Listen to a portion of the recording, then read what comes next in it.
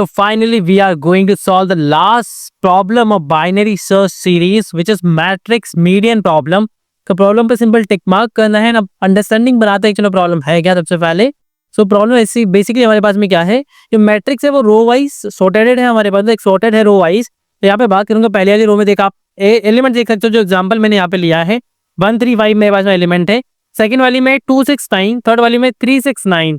मुझे क्या करना है, इस इंटायर लाइक मेरे पास 9 एलिमेंट्स है, तो मुझे इनका मीडियन फाइंड आउट करना है, मीडियन मुझे रिटर्न करना है। एंड यहाँ पे एक बात श्योर है कि यहाँ पे जो भी एलिमेंट हमारे पास में आने वाले हैं, ठीक है, मैं बात करता हूँ जो भी एलिमेंट मेरे पास में आने वाले हैं उनका जो काउंट रहेगा वो ओड ही रहेगा, ठीक है। मतलब यहाँ पे हमारे पास में क्या है, जैसे 3x3 की मैट्रिक्स है, 3x3 की मैट्रिक्स मेरे पास में क्या है, 3x3 की मैट्रिक्स है। तो टोटल नंबर ऑफ एलिमेंट मेरे पास में कितने बन रहे होंगे, 9 बन रहे होंगे। तो मुझे एक बात पता है कि यहाँ पे टोटल नंबर ऑफ एलिमेंट जो मेरे पास में होंगे वो हमेशा ऑड नंबर ऑफ एलिमेंट होंगे। क्यों, क्या नंबर ऑफ एलिमेंट होंगे, ऑड नंबर ऑफ एलिमेंट होंगे। क्यों, क्योंकि मेरा जो रो और कॉलम का जो नंबर है वो हमेशा ऑड में रहने वाला है इस पर्टिकुलर क्वेश्चन के लिए। ये क्वेश्चन ऑलरेडी दिया हुआ है। अब बात करते हैं यहाँ पे मीडियन फाइंड आउट करने की। अगर मैं पहले वाले एग्जाम्पल को क्लियरली देखो तो यहाँ पर मेरे पास जो वैल्यूज हैं उनको अगर मैं सही से अरेंज करूँ तो कहाँ कह सकते हैं कि इस वाले ऑर्डर में मेरे पास में आ सकती है, विच इज 1 2 3 3 5 6 6 7 9, ठीक है। ऐसा करके अगर मैं इनकी इंडेक्सिंग कर दूं 0 1 2 एंड 3 4 5, देन मेरे पास 6 आएगा, देन मेरे पास 7th एलिमेंट आएगा, देन मेरे पास लास्ट वाला एलिमेंट आएगा which is 8th element. Total number of element मेरे पास में कितने हैं, 9 एलिमेंट है। डिवाइड बाई 2 करूंगा तो अप्रोक्सीमेट 4 आएगा मेरे पास में, ठीक है। तो 4th एलिमेंट मेरा पास कौन सा है, 5 है। और मेरा आउटपुट यहाँ पे मुझे क्या कौन सा दिख रहा है, 5 दिख रहा है। तो मैं काइंड ऑफ कह सकता हूँ कि मेरे को अगर ब्रूट फोर्स अप्रोच की अगर मैं बात करने वाला हूँ यहाँ पे, तो मेरे को ब्रूट फोर्स अप्रोच में क्या करना पड़ेगा, सिंपल सोल्यूशन है ब्रूट फोर्स के लिए। देखो मैं समझा देता हूँ क्या है। सो ब्रूट फोर्स के लिए यहाँ पे बात करूँ तो मैं ब्रूट फोर्स अप्रोच की अगर यहाँ पे डिस्कशन करने की बात करूँ, मैं क्या करूँगा, सिंपल जितने भी एलिमेंट है इन एलिमेंट को लूंगा, एक एरे के अंदर डाल दूंगा, ठीक है। ये एरे के अंदर मैंने यहाँ पे पुश कर दिया। फिर इस एरे को मैं यहाँ पे कर दूंगा शॉर्ट, क्या कर दूंगा, शॉर्ट कर दूंगा। फिर एरे को शॉर्ट जैसे मैं कर दूंगा, फिर मैं यहाँ से जो भी मिडिल एलिमेंट होगा, मतलब मैं यहाँ पे बोल सकता हूँ यहाँ पे n मल्टीप्लाई बाय करूंगा m, ठीक है, n multiply by m। And इस होल को डिवाइड कर दूंगा किससे, डिवाइड बाय 2 कर दूंगा। तो ये जो नंबर ऑफ ये जो इंडेक्स आ रहा है वो जो वैल्यू होगी इस एरे के अंदर मैं वहां पे रिटर्न कर दूंगा, ये मेरा आउटपुट हो जाएगा, ठीक है। क्या हो जाएगा, आउटपुट हो जाएगा।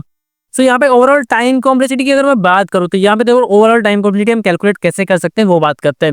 ये हमारी कौन सी होगी, ब्रूट फोर्स अप्रोच होगी कि मैंने सारे एलिमेंट को एक एरे के अंदर रखा, फिर उसको शॉर्ट कर लिया, फिर उसका जो मिडिल एलिमेंट है, मीडियन वाला एलिमेंट है, इसको सिंपली यहाँ से रिटर्न कर दिया।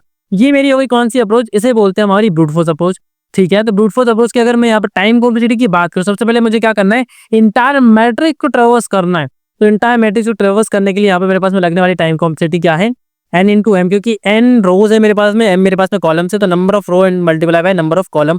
टोटल एलिमेंट जितने भी होगी उतना ट्रेवर्सल यहाँ पे कर रही होगी ये, ठीक है। एंड उतने ट्रेवर्सल को करने के बाद में ये मैंने ले लिया, इसके अंदर प्लस करूंगा, यहाँ पे प्लस क्या करूंगा, मैं इनको शॉर्ट करने वाला हूँ तो यहाँ पे बोल सकता हूँ ऑर्डर ऑफ यहाँ पे लॉग में बोल सकता हूँ, ठीक है। N M we can say total number of element मेरे पास में कितने हैं, एन एम है, तो यहाँ पे मैं बोल सकता हूँ एन एम, ठीक है, N M log N M, ठीक है, लॉग एन एम। ये टाइम कॉम्प्लेक्सिटी कुछ लग रही होगी इन सबको शॉर्ट करने के लिए, ठीक है। तो ओवरऑल जो भी इनका एडिशन है, जो भी नंबर ऑफ एलिमेंट्स है, लाइक यहाँ पे 9 एलिमेंट्स है, तो 9 यहाँ पे शॉर्टिंग का जो भी टाइम लग रहा होगा वो यहाँ पे कैलकुलेट हो रहा होगा। शॉर्ट करने के बाद में तो मुझे यहाँ पे ऑर्डर ऑफ 1 ही लग रहा होगा, क्या लग रहा होगा, ऑर्डर ऑफ 1 लग रहा होगा, ठीक है। तो ऑर्डर ऑफ 1 यहाँ पे लग रहा होगा। अब मुझे जब पता है ऑलरेडी, जब मुझे पता है मुझे कि ये वाली चीज जो है, जो मेरे पास एलिमेंट्स है वो ऑलरेडी यहाँ पे शॉर्टेड ऑर्डर में रखे हुए हैं रो वाइज, तो मैं क्यों शॉर्ट कर रहा हूँ यार। तो मैं क्या कर सकता हूँ, जब मैं ऑप्टिमल या बेटर अप्रोच की बात करूँ तो मैं यहाँ पे इसको मिनिमाइज करने के ऊपर सोच सकता हूँ, क्या इसको मिनिमाइज करने के, या फिर इंटायरली मैं सोचूं ये तो इससे कमी है तो ओवरऑल देखूंगा मैं यहाँ पे, तो इस ओवरऑल को कम करने की बात करूंगा। तो इस ओवरऑल कम करने की बात करो तो क्या हो सकता है, ये less than order of n multiply by m। मैं काइंड ऑफ इससे लेस सोल्यूशन की बात करने वाला हूँ यहाँ पे। With the help of binary search में कैसे फाइंड आउट कर सकता हूँ। मैंने यहाँ पे ब्रूट फोर्स की बात की कि क्या ब्रूट फोर्स हो सकता है, मैं कैसे सोच सकता हूँ, जो सबसे नाइव सोल्यूशन, सबसे ब्रूट फोर्स सोल्यूशन है, मैं उसके बारे में कैसे सोच सकता हूँ उस पर्टिकुलर प्रॉब्लम के लिए। मैंने ये समझा कि मैं क्या करने वाला हूँ कि एरे के अंदर एलिमेंट डालूंगा, उनको शॉर्ट करूंगा एंड मीडियन एलिमेंट को यहाँ पे रिटर्न कर दूंगा, ये होगी मेरी ब्रूट फोर्स। अब अगर मैं यहाँ पे बात करना चाहूँ कि मुझे क्या करना है, मुझे फाइंड आउट करना है without arranging element in array, sorting, ये दोनों चीजें मुझे नहीं परफॉर्म करनी, मुझे इस मैट्रिक्स के ऊपर ही परफॉर्म करना है, मुझे फाइंड आउट करना है वो एलिमेंट। अगर यहाँ पे मैं क्लियरली समझने की कोशिश करूँ तो मुझे एलिमेंट कौन सा फाइंड आउट करना है, मुझे फिफ्थ एलिमेंट फाइंड आउट करना है। फिफ्थ एलिमेंट मुझे यहाँ पे फाइंड आउट करना है, किसके केस में मुझे यहाँ पे फाइंड आउट करना है, 9 के केस में मुझे फिफ्थ एलिमेंट फाइंड आउट करना है। Why I have to count fifth element, because देखो यहाँ पे सिंपल फंडा है। सिंपल फंडा मेरे पास में क्या है, मुझे रिक्वायर्ड है ऐसा एलिमेंट जिससे छोटे एलिमेंट कितने हो, 4 एलिमेंट हो। कितने एलिमेंट हो, 4 हो। n multiply by m divide by 2 element से लेसर होने चाहिए। तो मैं क्या करूंगा, काइंड ऑफ सोचने की बात करूँ अगर मैं यहाँ पे टोटल नंबर ऑफ एलिमेंट, यहाँ पे बाइनरी सर्च की बात करता है, कैसे मैं सोच सकता हूँ बाइनरी सर्च के बारे में। तो यहाँ पे क्लियर एक आइडिया लेने की कोशिश करते हैं। यहाँ पे हमको फाइंड आउट क्या करना है, हमको फाइंड आउट करना है ऐसा एलिमेंट जो क्या हो, ग्रेटर देन हो 5 एलिमेंट से, सॉरी ग्रेटर देन हो 4 एलिमेंट से, या फिर मैं ऐसे बोल सकता हूँ कि n multiply by m divide by 2 element से ग्रेटर हो, क्या हो। बेटर हम यहाँ पे जनरलाइज केस की बात करें, बेटर हम यहाँ पे क्या है, जनरलाइज केस की बात कर लेते हैं। तो जनरलाइज केस मेरा क्या क्या बन रहा है यहाँ पे मेरा जनरलाइज केस बन रहा है n मल्टीप्लाई बाय m, ठीक है, n multiply by m, okay, divide by 2, क्या बन रहा है, डिवाइड बाय 2 बन रहा है। सो ये इससे ये जो मेरा एलिमेंट है यहाँ पे मैं इसको a बोल लेता हूँ, विच इज माई आंसर। सो मेरा आंसर क्या होगा, जो n multiply by m divide by 2 होगा। इसका मतलब क्या है कि मेरा ये जो आंसर है वो ग्रेटर है इतने एलिमेंट से, कितने एलिमेंट से, 4 एलिमेंट से। फर्स्ट वाले टेस्ट केस की जिसकी मैं बात कर रहा हूँ, 4 एलिमेंट से ग्रेटर है। अच्छा, कैसे फाइंड आउट करोगे आप, ये कैसे फाइंड आउट करोगे, टोटल नंबर ऑफ एलिमेंट मेरे पास में क्या है, टोटल नंबर ऑफ एलिमेंट मेरे पास में क्या है, मेरे पास वो नंबर किस रेंज में हो सकता है, मुझे अभी फाइंड आउट करना है। वो नंबर तो मुझे पता चल गया कि वो क्या होगा, 4 नंबर से बड़ा होगा, 4 नंबर से बड़ा होगा। और उसकी रेंज क्या होगी, यहाँ पे एक रेंज डिफाइन करनी पड़ेगी, इस पर्टिकुलर रेंज के अंदर वो नंबर होगा मेरे पास में। तो वो रेंज क्या हो सकती है वो फाइंड आउट करने की कोशिश करते हैं। मुझे पता है कि ये रो वाइज सॉर्टेड है, क्या है, हर एक रो सॉर्टेड ऑर्डर में लिखी हुई है, हर एक रो सॉर्टेड ऑर्डर में लिखी हुई है। तो मुझे क्या फाइंड आउट करना है, लो फाइंड आउट करना है। तो लो मेरा कैसे फाइंड आउट होगा, हर एक रो सॉर्टेड ऑर्डर में, मतलब पहला वाला कॉलम मेरे पास में स्मॉलेस्ट वैल्यू का होगा, स्मॉलेस्ट वैल्यू का पहला वाला कॉलम होगा, स्मॉलेस्ट वैल्यू निकाल लो यहाँ से। क्या करूंगा, smallest of first column, smallest of first column will be my low. तो यहाँ पे कितना हो गया, 1 हो गया। हाई की अगर मैं यहाँ पे बात करूँ तो हाई के लिए हम क्या कर सकते हैं, मैक्सिमम वैल्यू फाइंड आउट करनी है। तो हर रो के अंदर लास्ट वाले कॉलम में मैक्सिमम वैल्यू होगी, तो यहाँ पे मैक्स वैल्यू कितनी हो गई, 9 हो गई। तो मुझे मुझे लो एंड हाई मेरे को यहाँ पे फाइंड आउट हो गया। अब मैं बात करूंगा मुझे फाइंड आउट क्या करना है, यहाँ पे मिड फाइंड आउट करना है। सबसे पहला मिड मेरा क्या होगा, ये बात करते हैं। सबसे पहला मिड मेरा होगा 5। तो मैं यहाँ पे चेकआउट करूंगा कि 5 के लिए कितने स्मॉलेस्ट एलिमेंट इस मैट्रिक्स के अंदर एग्जिस्ट करते हैं, इस मैट्रिक्स के अंदर एग्जिस्ट करते हैं। अब यहाँ पे आपके दिमाग में आ रहा होगा कि यहाँ पे n into M time complexity में यूज करने वाला हूँ, बट मैं वो नहीं करने वाला हूँ। क्यों नहीं करने वाला हूँ, क्योंकि आपको याद होगा लास्ट टू लास्ट प्रॉब्लम हमने क्या किया था, हर एक मैट्रिक्स के अंदर गए थे, जब बेटर सोल्यूशन की बात कर रहे थे, सर्चिंग मुझे यहाँ पे परफॉर्म करनी थी। मैं क्या कर रहा था, इस एलिमेंट का अपर बाउंड या लोअर बाउंड फाइंड आउट करने की बात कर रहा था, अपर बाउंड या लोअर बाउंड फाइंड आउट करने की बात कर रहा था। सेम चीज यहाँ पे भी तो कर सकता हूँ मैं। मुझे क्या चाहिए, इससे छोटे एलिमेंट कितने, ये फाइंड आउट करने। तो मैं यहाँ पे suppose upper bound find out कर लूंगा। क्या करूंगा, अपर बाउंड फाइंड आउट करूंगा। अपर बाउंड यहाँ पे क्या होगा, यहाँ पे देखो इस वाली रो के लिए हाइपोथेटिकल इंडेक्स क्या होगा हमारा, 0 1 2 एंड 3 होगा। हाइपोथेटिकल इंडेक्स हमारा 3 होगा, क्या होगा, 3 होगा, ठीक है। मतलब 3 एलिमेंट ऐसे हैं जो इससे लेस देन इक्वल है, इससे लेस देन इक्वल है, मतलब 3 एलिमेंट ऐसे हैं मेरे पास, ठीक है। सेकंड वाली में बात करता हूँ, सेकंड वाली में कितना होगा, यहाँ पे 1 एलिमेंट होगा। कितने एलिमेंट होगा, 1 एलिमेंट होगा।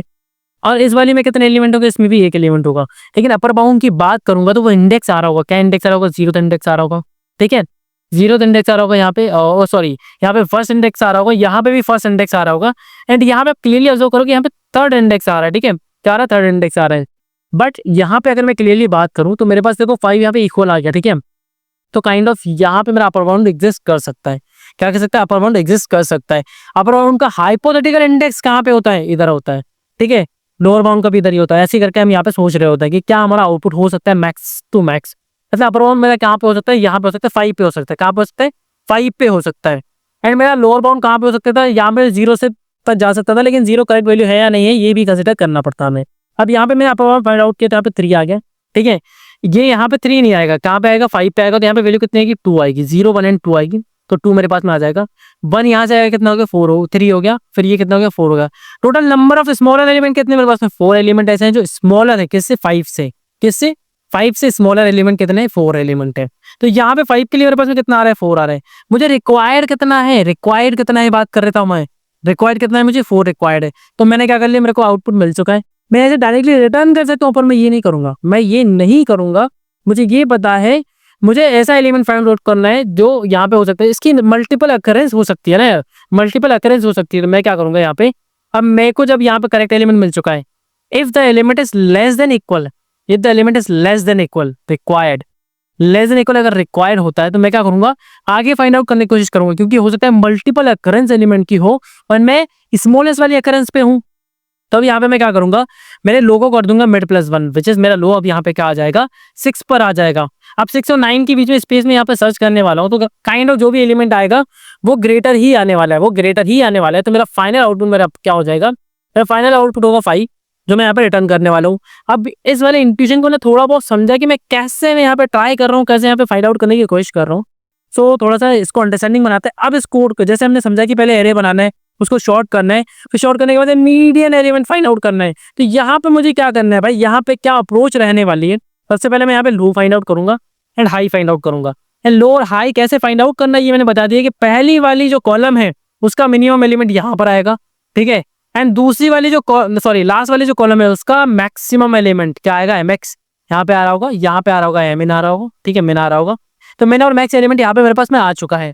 अब जब मैं मिड यहाँ पे लेके आऊंगा, जब यहाँ पे मिड लेके आऊंगा, तो मिड के लिए कैलकुलेट करूंगा how many smaller element are there less than M, M से छोटे कितने एलिमेंट मेरे पास प्रेजेंट है मैट्रिक्स के अंदर, एंड उसकी टाइम कॉम्प्लेक्सिटी कितनी होने वाली है, एन मल्टीप्लाई बाय, ठीक है, सॉरी एन प्लस होगी, N plus log M, N plus log M, N plus है ये मल्टीप्लाई, मैं समझ लेना भाई गलती से मल्टीप्लाई लिखा गया, इसको हम मिड कर देते, ठीक है, ठीक कर देते हैं इसको। तो ये हमारा क्या है, एन प्लस, क्योंकि मैं हर एक रो में सिंगल टाइम चेक कर रहा हूँ कि भाई कौन सा ऐसा एलिमेंट है जो अपर बाउंड है मेरे इस पर्टिकुलर मिड के लिए। तो ये कितना हो गया, लॉग एम हो गया, एन प्लस लॉग एम हो गया।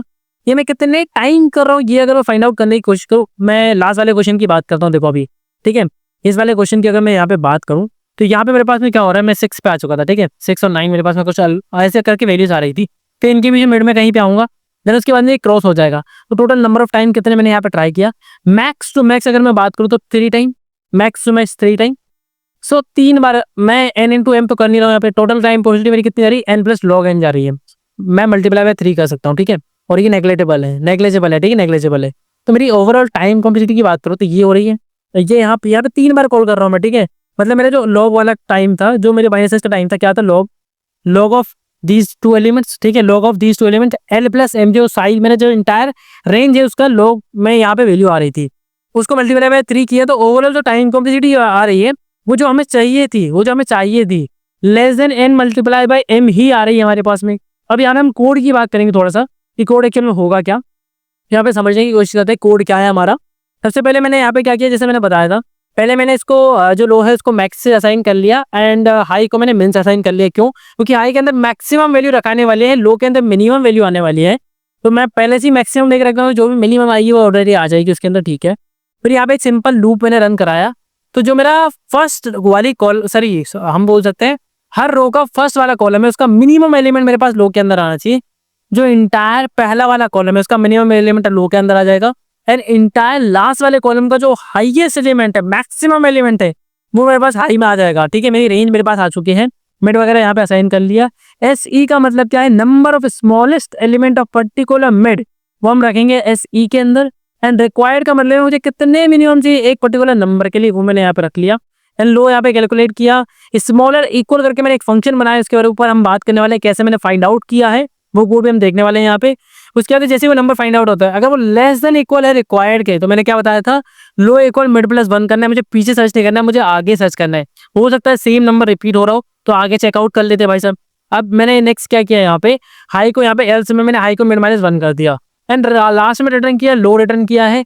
अब मैंने लो यहाँ पे क्यों रिटर्न किया, वो रीजन यहाँ पे एक्सप्लेन नहीं किया है। क्यों नहीं किया है? क्योंकि स्टार्टिंग की बाइनरी सर्च की जितनी भी प्रॉब्लम यहाँ पे सॉल्व कर चुके हैं, उनमें ऑलरेडी ये चीजें हम डिस्कस कर चुके हैं कि क्या एलिमेंट रिटर्न करना है, वो कैसे फाइंड आउट करते हैं।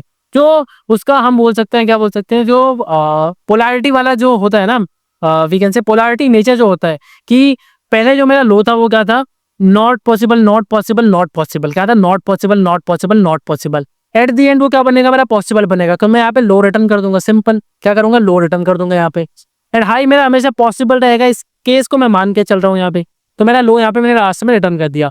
अब बात करता हूँ मेरा वो function which is smaller equal, तो ये रहा मेरा स्मॉलर इक्वल फंक्शन।